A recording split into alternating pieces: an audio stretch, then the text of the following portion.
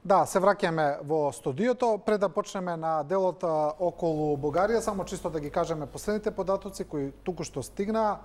Денеска се диагностицирани 862 случаи на COVID-19. Во земјава починаа 14 луѓе. За жал, црната статистика продолжува. Она што го напиша угледниот бриселски политико во однос на случувањата со Бугарија е прилично интригантно, јас можам да кажам. Тие се повикуваат на дипломатски извори и велат дека на ниво на амбасадори на вчерашниот совет во Европската унија дека е постигнат некаков договор. А тој договор е дека Бугарија нема да не блокира за почетокот на преговорите, а во замена и ќе признае дека постои македонскиот јазик и нација, но македонската страна треба да признае дека македонскиот јазик има корени од бугарскиот. И идентитетот. Идентитет. Морам веднаш да кажам дека денеска премиерот Заев го негираше тоа, но еве чисто што мислите за овој сет на информации? Прво мислам дека ја прво се плашам кога Заев нешто негира. Тој негираше и за Преспанскиот договор, во дозини го изнесуваше. Ако се сеќавате, прво никако ергомнес нема да биде решението. Потоа за некоја и Линденска Македонија бунцаше која што би била само за тој пакет ергомнес и така натаму.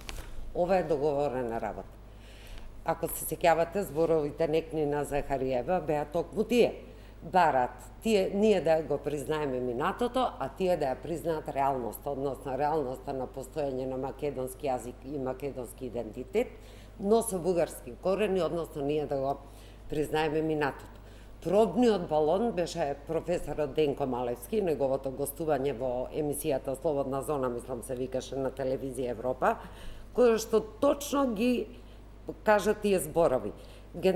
Цитирам, генерално кажано, македонската страна треба да се соочи со објективната историска вистина на начин на кој што објаснив сега, зборуваше за бугарските корени, а бугарската страна да се соочи со реалноста на современото постоење на македонската нација и јазик.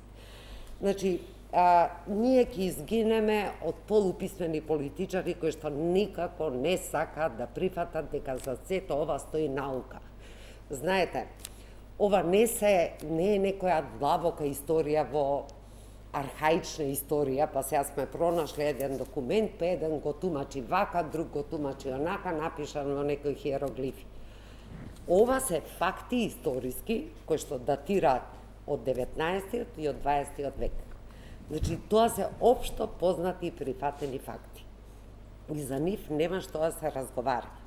Но, нашата несреќа почнува и завршува со тоа што ние не сме единствени и не знам кога ќе станеме единствени по сите наши за нас важни прашања. Ке ве подсетам само дека во 90-тите години Љупчо Ѓоргиевски напише еден памфлет кој со кого ќе се помирува, каде што вели во тој памфлет ги повторува аргументите на истражувачите од Софија во врска со бугарското минато на македонскиот народ. Понатаму, во 1999 година, министер во владата на Ѓоргиевски, татко на актуелниот наш Никола Димитров, Димитар Димитров, во својата книга Името и корени јасно пишува дека македонскиот е српски сурогат за вистинскиот бугарски идентитет на македонските словени. Значи, ние сами си ја копаме дупката и тоа 100 пати сум го рекла, и кога на крај ќе ни речат скокнете во таа дупка, не ни се скока во таа дупка. Мислам дека е ова све запечатено, забетонирано, договорено, бидејќи ако приметувате изјавите на Заев, а и на Пендаровски денес, се потполно исти како оној на Захариева, со тоа што го пропуштаат едниот дел од нејзината реченица. За македонскиот јазик и за идентитетот не преговараме. Да, во овој момент, во формат во кој што бугарите го признаваат, а тоа е 45-та година наваму. Претходно ние сме биле бугари. Епа не знам кој во Македонија ќе се согласи со таквата позиција и таков став, а мислам дека тие веќе имаат испреговарано. За да не останат нерасчистени работите и колку е таа работа сериозна, би посочила само две работи од бугарската официјална декларација која што се ја донесува во парламентот и владата ја потврди, уште на 9 октомври 2019 година. Во делот за Македонија пишува, значи ова се условите за наше напредување кон Европа, дека треба јасно да биде јасно дека јазичната норма, нен јазик, прогласена за уставен јазик во Република Северна Македонија, поврзана со еволуцијата на бугарскиот јазик и неговите дијалекти во поранешната Југословенска република по нивната кодификација во 1944 година. Уште пострашно поставуваат услови и за албанците преку наша кожа, каде што им велат на албанците, очекуваме усвојување подзаконски акти за спроведување на законот за малцинства, очекувајќи максимално да бидат загарантирани правата на бугарското национално малцинство во Голобрдо, од каде што имам роднини, бидејќи сум деварчанка по мајка, Горна Преспа, Мала Преспа, Гора, Корча, Кукуш, Елбасан и така натаму. Да, добро. Значи, не, само да докажам, се извинувам. Ова е, знаете, бугарите во 20 век водеа 3 војни, 3 изгубија војни, искрварија, еден куп млади луѓе загинаа за Македонија. Ова во што сега не втурнува овој договор, така наречен за добрососедство, кој што успеа тотално да ги разори односите помеѓу два, инаку прилично блиски народи, би рекла, на Балканов, е вовек во една студена војна. Војните не се водат од денес за утре. Треба стрпливост, треба дипломатска офанзива. Јасно е дека сакаме да одиме во Европска унија, но не по секоја цена и е веднаш и сега. Значи, дајте оваа дипломатија наша, ако оваа не е кадарна, а евидентно не е кадарна, да се замени со луѓе кои што можат да избоксуваат 2 победи. Сега се за прв пат македонците оставени во оваа студена војна се водат сами да се борат. Во претходните 3 војни биле припадници, да речеме, учествувале во разни војски и така натаму. Сега сами со себе сме оставени. Да, добро, Дајте оваа битка треба да се извојува. Ова што го кажавте на крај дека не во ЕУ по секоја цена, истото го кажа и премиерот Заев. Тој рече доколку добиеме нешто што не можеме да прифатиме, сакаме да му кажеме, да им кажеме на граѓаните дека нема да ги почнеме преговори. Да се подготвува дека можно е да нема министерска средба до крајот на годината и тој е сосем основно. Како ви се чини сега во светло на последниви информации? Ќе го започнам моето излагање со една од речениците на професорката, ќе изгинеме од полуписмени политичари кои не сакаат да признаат дека за ова стои наука. Јас тога нема да се согласам и ќе речем дека ќе изгинеме од политичари кои што ги мешаат науките со политиката. Значи се разбира дека за ова стои наука, но тоа што треба политичарите да го направат е научните прашања да ги издвојат од политичкиот процес. Има опоненти кон тоа и во Бугарија, има опоненти кон тоа и во Македонија. Секој обид за враќање на историски прашања да бидат доминантни при дефинирање на нашите политички ставови не води кон решавање на тие прашања. Сега, откако го реков тоа, пред да поминам на суштината, уште една работа би сакал да искоментирам запечатено, забетонирано, издоговорено. Мојот впечаток од моето прилично кратко искуство морам да признаме дека колку работата е повисока, толку помала е запечатена, забетонирана и договорена. Секогаш во последните моменти се решава, секогаш станува битка и да, ние се наоѓаме во битка во моментов, но тоа не е војна, туку тоа е дипломатска битка. И нема да добиеме ништо доколку оваа битка ја спроведуваме или се обидеме да најдеме слични законитости со војните кои што сме ги имале претходно. Ова е нов тип на битка која што треба да се победи на дипломатскиот терен. А на дипломатскиот терен победуваат смирени глави и ладни умови. Не победуваат вжештени реакции од типот на се сакате да ни земете, па не е така, обратно е работата, Гоце Делчев е само наш, само ние имаме право на Македонија, на македонското и така натаму. Такви работи не издвојуваат дипломатски битки. Туку компромис, студена глава и разумен пристап. Откако го кажав тоа, би сакал да потенцирам дека секој компромис, секое студено и разумно размислување мора да има црвени линии.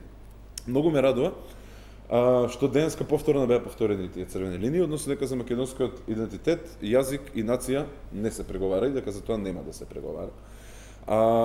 И дека да, доколку е тоа работата, нашите граѓани треба да бидат подготвени дека за веројатноста дека до крајот на годинава може да немаме меѓуминистерска средба, односно да не започнат официјално преговори. Колку е сериозна работа, многу е сериозна. Без разлика на причините, без разлика дали тоа се дневно политички причини во Бугарија или пак станува збор за некој нивен исконски став кон македонскиот народ, што не верувам дека е така, верувам дека се поише дневно политички. Без разлика кои се причините, ефектот што тие го имаат е сериозен. Бугарија де факто може да стави вето и тоа не смее да се занемари. Но тоа што радува е дека нашите политичари, барем тие кои што управуваат со дипломатските односи сега и баш поради тоа сметам дека се кадарни и способни, не реагираат на начин на кој што претходните влади реагираат. Бидејќи видите, единствен начин на кој што Бугарија може да го победи овој спор, ова нерешено прашање со Македонија, со нашата држава, е ако на Европа и покаже дека не се исплати да се обиде да го реши спорот. А тоа ќе го покаже само ако спорот биде толку остар, биде толку јавен, да едноставно биде поисплатливо политички на меѓународна сцена да го тргнете тоа на страна, наместо да влезете да го решавате. Така да целта, вистинската цел на тие писанија на Бугарија, се реално да го поплечат патот, но и самите знаат дека нема сите тие работи да ги издвојуваат колку и да сакаат, дека може ни една од тие работи да не издвојуваат, бидејќи договорот е веќе заокружена работа. Вистинската цел на таквиот тип на акции е да предизвикаат иста таква реакција на политичко ниво кај нас.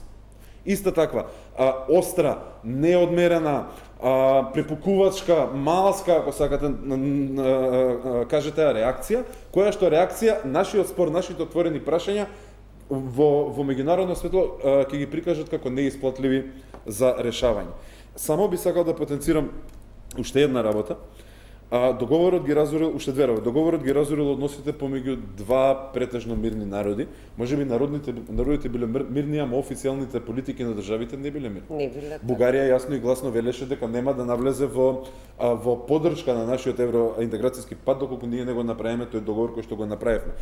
И кога ќе почнете вие на меѓудржавно ниво да решавате прашања кои што претходно со децении не биле решавани, разбирливо е дека дел од граѓаните во тие две држави едноставно ќе се разједат, народски кажано, односно ќе почнат многу поостро да реагираат на прашања на кои што не реагирале претходно бидејќи воопшто не биле поставувани како прашања. И сега за сериозноста на работата. Да, реков, работата е сериозна, но мораме да бидеме свесни дека пред година дена Бугарија имаше 180 степени поинаков став од ова прашање. Додека Бугарија раководеше со претседателството на ЕУ, историските исчекори на политиката на ЕУ кон проширувањето беа направени по нивната палка. Најголемиот поддржувач, заедно со Грција, беше токму бугарската влада. Да, во моментов се овие околности и не смееме да ги негираме, не смееме да ги подцениме. Ама исто така мораме да имаме предвид дека како што се смениле од најдобри кон најлоши, така може и некогаш да се вратат кон не баш најдобри, ама подобри, односно прифатливи за нас, и дека острото реагирање и впуштањето во дневно политички препукувања на државно ниво не е начинот за да тој тип на односи го вратиме во нормалата. Дали мислите, сакам да ве прашам вака, дали мислите дека доколку ова што вие зборувате дека веќе е реалност, доколку дојде на вистина на маса како предлог, дали мислите дека тоа може да помине во држава, бидејќи ова е јасно на сите дека не е компромис, ова е почетната бугарска позиција. Всушност, за каков компромис станува збор? Зарем имаше компромиси во Преспанскиот договор? Ова е Па резултат, добро, со Преспанскиот исто не се согласил, но на Преспанскиот договор е барањето кон Албанија, бидејќи ние си ги избришавме малцинствата, се откажавме од нив, да сега ни се бугаризираат цели реони во Албанија. И никој при тоа нити протестна нота даде, нити се грижеше воопшто во овие 30 години за тие луѓе македонци отаде границите. Една граматика, Југославија тоа го правеше. Македонија која се оsamostali не. Добро, господјо Грчева, ние имаме 100.000 бугари во Македонија, мислам, што да правиме за македонците во Албанија, мислам. Мислам, ако сакаат да се чувствуваат како бугари... Видете, европски начин е да се признаат тие македонци, било кои имаме тука малцинства, 100.000 луѓе со бугарски пасоши, и да си ги добиваш. А мислите за пасоши? Да. Тоа е посебна приказна за Повеќе пасоши. од 1000 се мисли. Чекайте сега, не ги мешајте пасошите со оваа работа. Ама не на крајот. Пасошите се резултат на немокна една држава која што си ги избрка највиталните, најспособните деца да се сноѓат и да бегаат низ Европа. Тоа се пасошите. Јас се сеќам и на други едни времења, бидејќи сум повозрастна од Павле. Јас се сеќам кога сум одела како дете во Бугарија, како млада, ми велеа чувај си го пасошот, бидејќи ни ги крадеа југословенските пасоши. Зашто ги крадеа? За да станат македонци? Не. Така и нашите не взимаат бугарски пасоши, за да станат бугари. Туку имаме еден куп пријатели, чии што деца се во Франција, во Англија и така натаму, сакат да останат таму легално. Да, ама знаете како, ние го знаеме тоа дека тоа суштински така, но бугарите имаат црно на бело дека тие во Софија се потпишале дека се бугари. Од каде гледам немок на нашата дипломатија? Односно, унапред капитулација. Памтете ми ги зборовите, значи никош не сум се излажала во предвидувањата за тоа што ќе направи Заев. Заев веќе има се направено. Денко Малески уште кога беше испратен со потполно истата формулација на Захариева, уште тогаш знаевме што ќе ни се случи. Значи ние ќе станеме практично овдека бугари. Богоевски не ми кажете директно. Само да докажам. Дека немаме дипломатија. Две работи се индикативни. Прво, дека се отстапува со овие декларации, се отстапува грубо од договорот што веќе беше потпишан. Тоа е факт. Тој договор беше потпишан на последната страница, сеќавате, убаво јасно пишува. Потпишан е на македонски јазик, според Уставот на Република тогаш Северна Македонија и според на бугарски, според Уставот на Република Бугарија. Сега наеднаш нашиот јазик стана спорен. И тоа стана спорен во делот дека има бугарски корени, што ги нема. Значи, овде носам цели едни научни трудови од бугарски научници кои што докажуваат дека апсолутно разлики постојат. И втората немок, се извинувам, и втората немок на нашата дипломатија, вака еклатантна немок е, и полузнаење и незнаење, па тие дали ги прочитаа Копенхашките критериуми за напредување на земите кон Европска унија, постои вако нешто? Вако спор, ваква уцена, ги знаат ли? Ги имат ли на хартија? Каде? За да дотераме до таму да германски научници, германски историчари, германски социолози, француски политичар каже, ама чекајте, ова е нецивилизирано, ова едноставно не може вака. Ако може, само бидејќи многу теми. Само сакам една забелешка за волја на вистината. Министерот Османи и вице-премиерот Димитров, премиерот Заев неколку пати кажа дека овие бугарски барања се всушност отстапување договорот за пријателство. Тоа јасно го кажа, да. И опатени се официјални дописи до институциите во Брисел. Богоевски, само сакав ова едно исто прашање, ме интересира и вашиот одговор. Дали мислите дека оваа формулација можно е да дојде како дел од официјално решение меѓу Македонија и Бугарија и да биде ставена на маса? Ова што го зборуваме, дека македонците од судејќи по тоа што е досега кажано во јавност, немам причина да верувам дека може да биде дел од официјалната формулација, но би се вратил на тоа фер не фер на работата.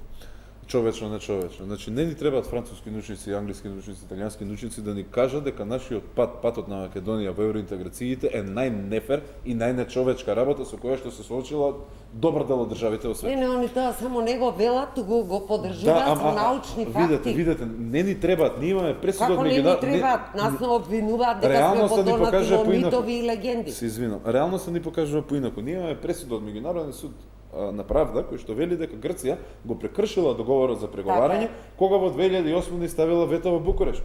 Дали таа пресуда смени реалноста? Не ја смени. Видите, да некој инсистираше, може и ќе ја сменеше.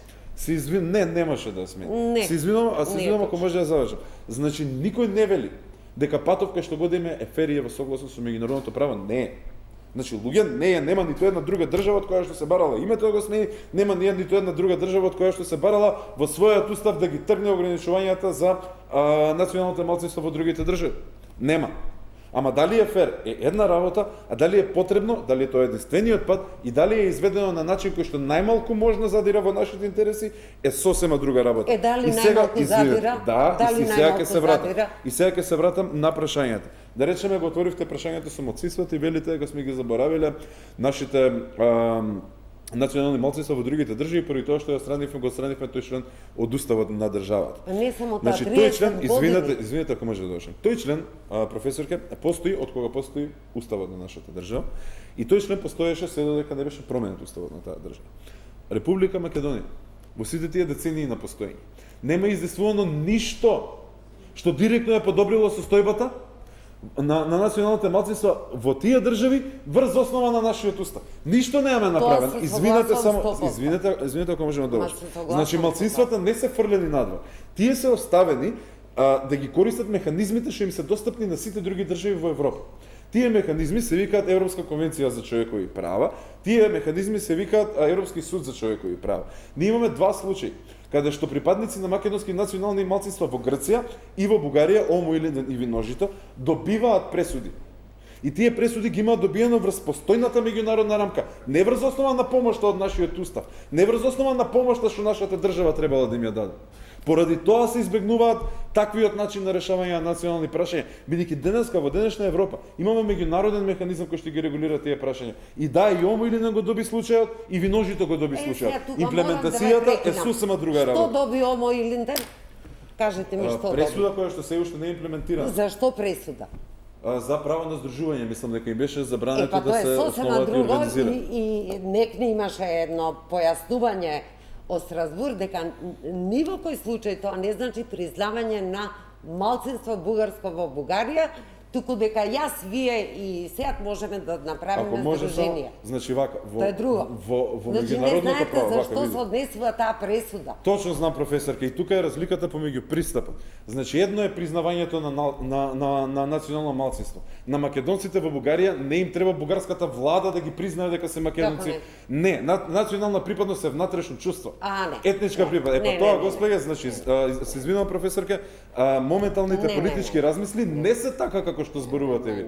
Не, како, ама се извинувам, не можете вака, не, готово. Тие Не се е ни тоа работа. признаени Не, или тоа не е се современ, тоа е признаени? современ европски пристап на решавање на тие Не прашања. е точно. Европски суд за човекови права Прочитајте така ги ги пристапа. Европските конвенции за Ве молам малцински ве права. молам не ме упатувајте Ма да нема, читам. нема што. Малцинските прашања се манифестираат преку сет на права кои што таа заедница ги ужива во државата во која што живее.